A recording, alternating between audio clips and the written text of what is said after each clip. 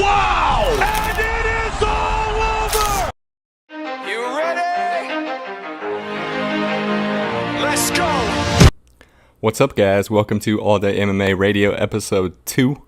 In today's episode, we're going to cover some recent MMA news, and then we'll go ahead and dig into the UFC London card, which features Darren Till and Jorge Masvidal. That card goes down this Saturday in London, England at, I believe, the O2 Arena. So, mostly I just want to talk about, we'll dive a little deeper into it later on in the episode, but the main 3 fights I want to talk about on that card are going to be the 3 fights at the top, which, like I said, is going to be the Darren Till versus Jorge Masvidal fight, the Leon Edwards versus Gunnar Nelson fight, and then last but not least, I'm going to talk about the Volkan Oezdemir versus Dominic Reyes fight. So stay tuned. But before we get into any of that, let's touch on a little bit of recent MMA related news. You may or may not have heard that UFC superstar Conor McGregor was once again arrested, this time in Miami Beach, for allegedly smacking a fan's phone out of his hand. Once the phone hit the ground, I believe he walked over to it, stomped on it a couple times for good measures, and then he picked it up and walked away with it. So that happened at, I think, around 5 a.m. 2 days ago. He was arrested yesterday evening at some point and charged with, I think there was 2 different charges. As far as that goes, he's lucky in the sense that he just completed his probation for all the nonsense that went down in Brooklyn, the Dolly incident. If he had not have completed his probation yet regarding that and his community service, he would likely possibly be looking at some jail time as well as a very possible deportation. So hopefully that stuff gets resolved sooner than later. Hopefully it was blown up to be a bigger deal than it was. And hopefully he'll be back in the cage sooner than later. With that said, I gotta be honest, I'm not really too optimistic about that. Conor seems to be doing a pretty good job of getting into trouble lately. There's been loads of allegations about stuff regarding him outside of the cage. Unfortunately, we haven't seen too much of him inside the cage recently, aside from the most recent Khabib fight. I, and I'm sure many other MMA fans out there, would love to see him back in the cage sooner rather than later, but with this latest arrest, that likely pushes back a possible fight against, whether it be Cowboy, maybe Nate Diaz 3, Tony Ferguson, whoever it is, that undoubtedly pushes that fight back even further. If Conor ever does return to the cage, at this point, who knows, with all the stuff all the extracurricular stuff that's been going on in his life lately. But as a big fan of Conor McGregor, the fighter, I am hoping all this gets resolved ASAP and we see him back in the cage sometime in the near future. That's all I'm going to say about that for now. If you guys want to learn more, hop on. I believe it's one of the main articles on ESPN.com, so you can check out all the details there. The next thing I want to talk about is another piece of breaking news that came out of yesterday that was actually first reported on Ariel Helwani's MMA show. He had Yoel Romero on his show. He was talking to Yoel for a bit, and Yoel dropped an interesting little tidbit about a guy by the name of Paulo Costa that you may or may not have heard of. He's been making waves in the middleweight division lately, just steamrolling guys. I believe his last fight was against Uriah Hall. He took care of Uriah Hall in pretty quick and devastating fashion. And I believe he's been scheduled to fight at this point. I think he's been scheduled to fight Yoel Romero on 2 separate occasions. He recently was pulled out of that fight for reasons up until yesterday that were unknown. The fight was scheduled to be the main event for the upcoming UFC Fort Lauderdale card, which was originally the UFC Miami card. Now Paulo Costa has been replaced with Jacare Souza. And people have been left to wonder why that fight once again fell through, because I know myself personally, I was looking forward to Yoel Romero versus Paulo Costa. If you look at them, they're definitely 2 of the most as far as physiques go, probably the most impressive physiques in all of the UFC. And they're both very aggressive fighters, both strong fighters, powerful, explosive. So it looked like it was going to be a good fight, but now it's been canceled on 2 separate occasions. And according to Yoel Romero, the reasoning this time is because, or originally what he said was that it has something to do with Paulo Costa likely failing a drug test. That's the little tidbit that he dropped on Ariel Helwani's MMA show yesterday. But at some point later in the day, he actually called Ariel back to kind of clarify what he had said earlier. And he basically said he didn't want to call anyone out before all of the facts had been gathered. So I guess he wanted to clarify that it was more of a rumor that he heard that Paulo Costa popped for something. At this point, there's been no official statement from the UFC or Paulo Costa or USADA. But you also got to take into account that I'm not sure when it started. A couple months ago, USADA announced that, and the UFC announced that from now on, all of the cases involving athletes popping or potentially failing a drug test, their names will be withheld until the whole process plays out and until they're eventually either proved innocent or proven guilty. If they're proven guilty, I believe that's the point when they'll officially release that fighter's name. So, although Yoel Romero said that's a rumor, that seems like the most likely cause of Paulo Costa's most recent pullout from that fight. I imagine the UFC and USADA don't want to leak any information at this time. They don't want to make an official statement because, like I said, they announced not too long ago that they would be from now on be withholding athletes' names until the whole due process played out. But other than that, unfortunately, that fight fell through again. It looked to be a good one. But in the meantime, we get a rematch between Jacare Souza and Yoel Romero. The first fight was extremely entertaining. It ended up being a split decision that went Yoel Romero's way. I believe Jacare was dropped early in that fight, maybe in the first round, and then he came back, kind of weathered the storm. He was putting it on Yoel a little bit towards the end of the fight. It was a great fight, so I have no problem with the rematch for that fight. Hopefully the Paulo Costa situation gets resolved. Hopefully he didn't fail anything. He didn't pop for any steroids or anything. And hopefully he'll be back in the cage sooner rather than later. Because if nothing else, he's an extremely entertaining fighter to watch. And the middleweight division could use all the new and young talent it can get. So, moving right along, let's go ahead and backtrack a little bit to last weekend's event, which the main event was JDS versus the Black Beast. If you watch the fight, JDS won, pretty much dominated the whole fight. He ended up finishing the Black Beast in, the second or third round, I believe. My question is, what should be his next fight? JDS, for a while there, after the last 2 Kane fights, I thought maybe his career was kind of on the downswing. He took a lot of punishment in those last 2 fights versus Cain Velasquez. So, didn't know how his career would pan out from there, but lately he's had quite the resurgence. He's looked incredible. Barely got hit at all by the Black Beast. He landed a ton of good shots. He looked great in that fight. So my question is, what is next for Junior Dos Santos? My opinion is he has 2 options, 2 good options at least. I know he wants the title shot, but let's be honest. DC is either waiting for the Brock Lesnar fight, which may or may not happen. Who knows? That's up in the air at this point. I don't think anyone except Brock knows what's going on with that. Maybe DC has a little bit of insight, but other than that, it's pretty much all speculation.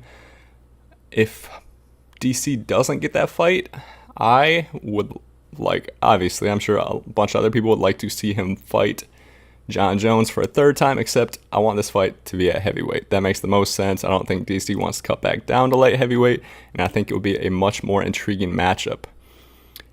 So because of those 2 options for Daniel Cormier, I believe that fight with JDS is off the table, at least for now. So I think the best options for JDS are either a rubber match with Stipe or a fight against Francis Ngannou. I think either one's a good option. Regarding the rubber match, if you don't know, Junior Dos Santos and Stipe have already fought 2 times. JDS won the first fight. Stipe knocked him out in the second fight, but I believe that fight happened, I don't know if it was a fight after JDS got knocked out by Alistair Overeem, or maybe it was the fight before, but either way, he's looked much better since that fight, so I'd love to see them run that back for a third time. But who knows what's going on with Stipe? He's been waiting for a long time for the DC rematch that may or may not materialize. I personally don't think it will, at least not anytime soon. So I think eventually Stipe will want to get back in the cage, because it's been a while since he fought. He hasn't fought since that loss to DC. He's been holding out, wishing and hoping that he'll get the rematch, but it doesn't seem to be like that's going to be the most likely scenario. So hopefully JDS will get one of those fights. I think the JDS versus Ngannou fight would be fireworks. They both hit very hard. Both good strikers. I think JDS probably has the better striking arsenal, the more versatile striking arsenal, I should say. But if I had to choose who's the harder hitter, it's most likely Ngannou. And who has the better chin? Once again, probably Ngannou. He's never been knocked out, at least not to this point. JDS has a couple times. But like I said, I think JDS overall, his game's more polished. He's got a lot more weapons. He's got more options as far as how he wants to approach that fight. So I think it'd be a great fight, a great test for both of them. And they're both kind of at that same spot. They want the title shot. Both of them wouldn't mind a rematch with Stipe. But like I said, who knows what's going on with Stipe. So I think the best fight in the meantime is going to be JDS versus Francis Ngannou.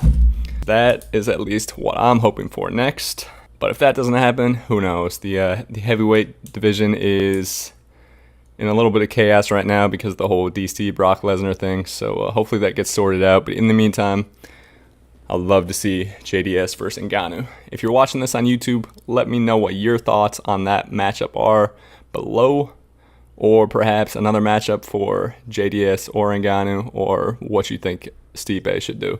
I'd love to hear your comments. If you're listening on Apple Podcasts, Google Podcasts, whatever it may be, head over to our YouTube channel, All Day MMA. Click on this video and let me know your thoughts. All right, moving on from the heavyweights. The last thing I want to talk about before I dive into the upcoming UFC London card is BJ Penn. Now, if I'm being honest, BJ is and has always been one of my absolute favorite fighters. So the last couple years have been kind of rough for me as a fan. He is winless in his last 7 fights. I believe his last victory was all the way back in 2010, which is almost a decade ago. That is crazy. He has an upcoming fight booked against Clay Guida at, I believe, UFC 237. And recently, I don't know if it was yesterday or the day before, I read that sources announced that this is going to be win or lose. This will be BJ Penn's farewell/retirement fight. As much as I love BJ, I've loved watching his fights throughout the years. He's provided plenty of entertainment, plenty of great fights. I think it is past time to retire. It's tough watching him rack up the losses, the last couple of years. Unfortunately, he's looked like a shell of his former self. He doesn't seem to have the aggression anymore. And it's been a bit depressing as a fan, watching all these different guys, these up-and-comers, beat up on an old legend. So hopefully he gets the win. I don't have anything against Clay Guida. I like him as well. But like I said, BJ is one of my favorite fighters. So I'm hoping he gets the win at UFC 237, and hopefully he can ride off into the sunset on a victory. That, at least for me, would be the ideal scenario. I'd love to see that. But who knows? The way BJ has looked lately, Clay Guida, in my opinion, has looked a lot better.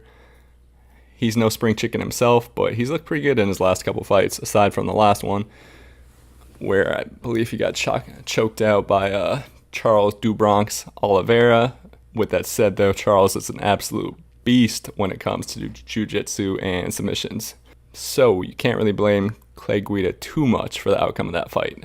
With that said, let's go ahead and move on to UFC London. I think it's officially a UFC fight night, but like I said earlier, it's taking place in London, England. It's basically UFC London. They have a lot of British or UK fighters on the card, including the main event and the co-main event. So the main event, like I mentioned earlier, is Darren Till versus Jorge Masvidal. In my opinion, this one is going to be a barn burner. Both of them are great strikers.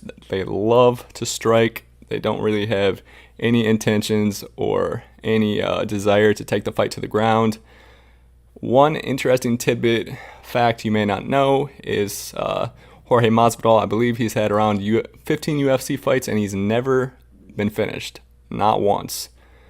So Darren Till hits hard, no doubt about that. He's looking to rebound from that loss that he had against Tyron Woodley. He came up short in his lone title fight so far. And that is his only loss to date. So he'll definitely be looking to get back in the win column. But Jorge Masvidal is no slouch. Like I said, he's never been finished. He's a great striker himself. So I'm absolutely looking forward to this matchup. If I had to choose, I think it will be a very close fight. I think Darren Till is going to barely squeak out a decision in a fight that's going to be back and forth and kind of have everyone on the edge of their seat. So I'm definitely looking forward to that one. The co-main event is Leon Edwards versus Gunnar Nelson. I love Gunnar Nelson. He is his ground game is incredible. Leon Edwards is a striker. Admittedly, I don't know quite as much about Leon Edwards as I do Gunnar Nelson. Leon Edwards is from the UK, England, I believe. So he's a great striker. I did catch his fight with Cowboy, which he comfortably won that fight. Speaking of Cowboy, let's go back to the main event real quick. Jorge Masvidal fought Cowboy at 170 pounds. Darren Till fought Cowboy at 170 pounds. And they both absolutely dominated Cowboy, who is a tough guy to look that good against. So those are two common opponents for him. They both finished Cowboy in similar fashion. So for me, that even adds more intrigue to that fight. I'm really, really excited about that one. It should be a great fight. Anyways, back to the co-main event, Leon Edwards versus Gunnar Nelson. Like I mentioned, Leon Edwards is a striker. In his fight versus Cowboy, it wasn't quite as dominant as the Jorge Masvidal Cowboy fight or the Darren Till Cowboy fight, but he did win a comfortable unanimous decision. So this fight's pretty much going to come down to whether or not Gunnar Nelson can get the fight to the ground. If he can't get the fight to the ground, I think he's going to get picked apart on the feet. He'll either get finished late via TKO or he'll just get picked apart all fight and lose a unanimous decision. However, if he does get the fight to the ground into his world, I believe Leon Edwards is going to be in a ton of trouble, and I think eventually he's going to get submitted. I think Gunnar Nelson's top game is just going to overwhelm him, and he's just going to be searching for submission after submission, and eventually he's going to catch Leon Edwards. If I had to guess, I would say rear naked choke, round 3.